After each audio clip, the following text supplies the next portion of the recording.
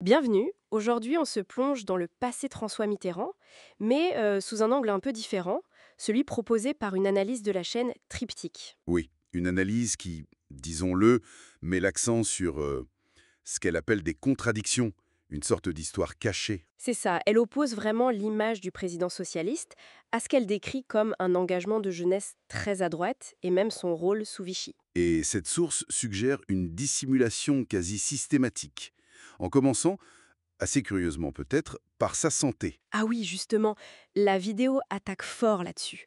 Le cancer, diagnostiqué apparemment dès 1981, juste après l'élection. Oui, et selon Triptyque, il savait que c'était avancé, mais il a choisi de ne rien dire. Pire, la source parle de bulletins de santé volontairement trompeurs pendant des années. Et le but de commencer par ça, pour la source, c'est clair. Jeter un doute. Un doute sur la fiabilité de Mitterrand pour raconter son propre passé. Une sorte de clé de lecture, en fait. Si on a caché ça, qu'a-t-on caché d'autre? Exactement. Ça prépare le terrain pour aborder sa jeunesse. Alors, cette jeunesse, justement, la source nous dit, dès 1934, 18 ans, il fréquente les manifs d'extrême droite. Croix de feu, jeunesse patriotique. Et même une sympathie pour l'Action française, ce mouvement monarchiste, nationaliste, assez virulent. Oui, même si apparemment ça entrait en conflit avec sa foi catholique, vu que l'Action française avait été condamnée par le pape Pie XI. Puis ce serait rallié au colonel de la Roque des Croix de Feu. La source pointe aussi une photo dans le Candide en 1935. Il serait à une manif contre les métèques, les étudiants étrangers en médecine, qualifiés de xénophobes donc. Puis une autre manif en 36 contre un prof, Gaston Guézé, qui critiquait Mussolini et l'invasion de l'Éthiopie.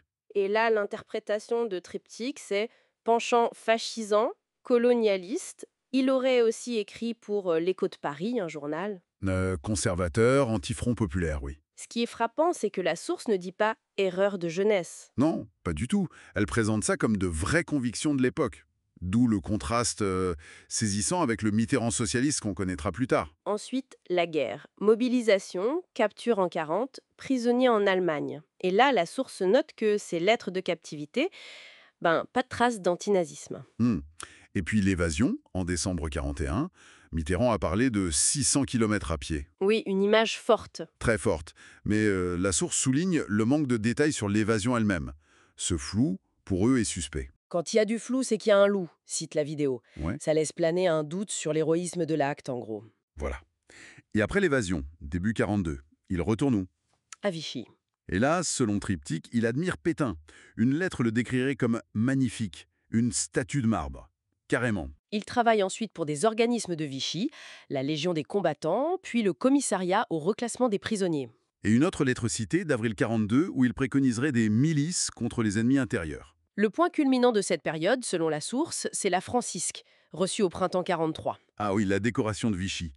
Et elle n'était pas donnée comme ça, hein. Il fallait Non. prêter serment. Exactement. Je fais don de ma personne au maréchal Pétain. C'est un engagement fort. Et puis, fin 43, le basculement vers la résistance. Comment la source interprète ça? Pas une question de conviction profonde, selon eux. C'est là qu'il devient Morlan dans la clandestinité, qui départ pour Londres, Alger en novembre 43. Et là aussi, détail intéressant souligné par la source, il s'aligne d'abord sur Giraud, le rival de De Gaulle, soutenu par les Américains. La rencontre avec De Gaulle en décembre 43 est décrite comme tendue. Oui, mais ça débouche sur sa prise de contrôle du réseau des prisonniers, le MNPGD. Pour la source, c'est là qu'il rompt vraiment avec Pétain. Et après la guerre, La source dit que certaines relations persistent. oui, et elle insiste lourdement sur René Bousquet, l'organisateur de la rafle du Veldiv, une figure très controversée, c'est le moins qu'on puisse dire. Et la source trouve grotesque la façon dont Mitterrand est resté flou sur la date de leur rencontre, la situant bien après la guerre.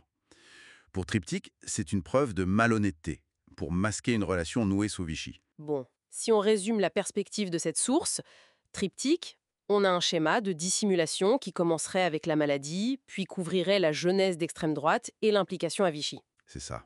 Un contraste total avec l'image publique construite ensuite. Et une interprétation de ces motivations comme étant guidée par l'ambition, l'opportunisme politique avant tout. En se basant uniquement sur ce que cette source avance, ça pose question, forcément. Oui, ça amène à se demander jusqu'à quel point le passé d'une figure politique, surtout s'il est complexe ou a été caché, doit influencer notre regard sur sa carrière, son héritage. C'est une vaste question sur la nature même de l'identité politique et sur la façon dont on écrit et on reçoit l'histoire. Tout à fait. Une réflexion à poursuivre sans doute.